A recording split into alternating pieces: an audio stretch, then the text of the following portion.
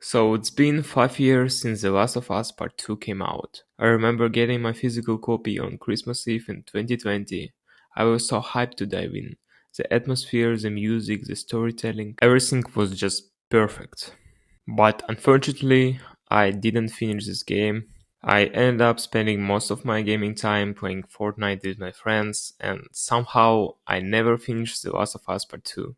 Years passed, and honestly, I kind of forgot about it until last month. I saw that it was on Steam, and then I saw that it was already a remaster for this game, which honestly I think was unimportant, and the game was already looking good on PlayStation 5, and they just made this remastered. But anyway, that is not what we are going to talk about today.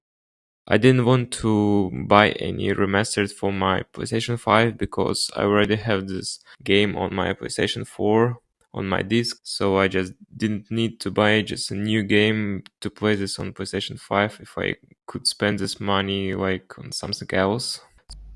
So this is my PS4. It's a little bit dusty, but it's still good. So the first thing that I want to talk about is the hate about this game. I noticed how a lot of people on TikTok just hate this game. They also call it the mid of us, which I think is like hilarious. The game doesn't deserve so much hate. People who hate this game usually don't understand anything about gaming.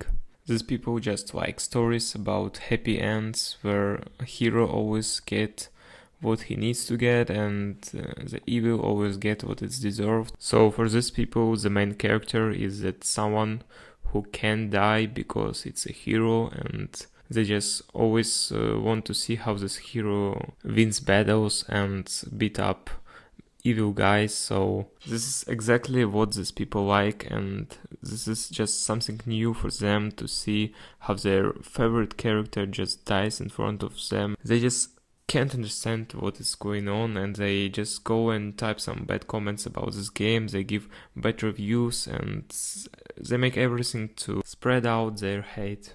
And I don't have anything against it people, and honestly, I don't care what they like and I don't care what they watch. They should watch and see and hear what they like, and I can't like be an obstacle for them to do this. So my point is that just don't listen to these people and just play this game on your own and then make your own decisions about this game, and that's how you're gonna be better than most of these people who play this game.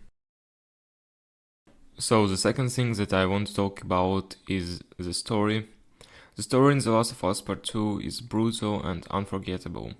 It was a huge decision to kill Joel early in the game, a moment that completely shocked me and set the tone for everything that followed. I honestly hated Abby for it, but that's exactly what the game wanted me to feel.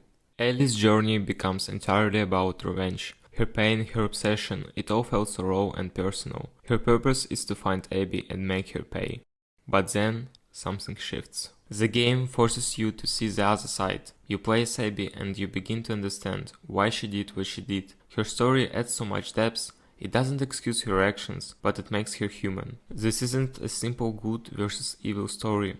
It's two people trapped in cycles of violence and grief. The ending hit me hard. It was emotional. I really wanted Abby to stay alive. Ellie loses almost everything, and the moment she lets go of her revenge, she's left with this whole feeling. And I was too. I sat with that ending for a long time. It didn't give me the satisfaction I expected, but it gave me something more important. A lot to think about. Grounded mode experience. If you only played The Last of Us Part 2 on easy or balanced difficulty, I strongly recommend trying it again, at least on hard. I completed the entire game on grounded difficulty, and it was insane. I spent like almost 50 hours, I think even more, playing on grounded difficulty mode, and that's when I truly felt what surviving in this world is like. Every decision mattered. I had to constantly think about whether to risk a fight or sneak around. But here's the funny part. I didn't play it safe. Even on grounded, I played aggressively. I rarely used health kits. I went in loud, took chances, and somehow made it through. It made everything encounter tense and chaotic. Every kill felt earned, every escape was a rush. So, if you want to feel the true intensity of this world, how harsh, desperate, and dangerous it is, play it on hard or grounded. It completely changes the way you experience the story and gameplay. Graphics and visuals. Even though I played The Last of Us Part 2 on PS4, the graphics still blew me away. This game was pushing the limits of what the PS4 could do, and it shows. Every environment felt alive. I often found myself slowing down or stopping completely, not because of enemies, but just to look around. All the tiny details, cracked walls, scattered notes, sunlight breaking, all it was perfect. And the atmosphere, it's something else.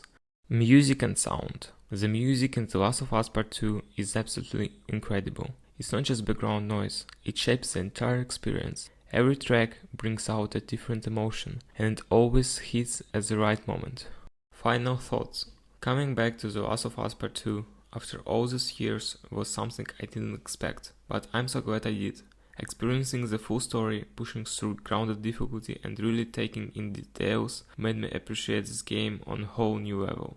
I strongly recommend this game to anyone who hasn't played it yet, or even those who played it once and left it behind like I did. It's absolutely worth your time, not just to the gameplay, not just for the visuals, but because it gives you a chance to see and feel a truly unforgettable story.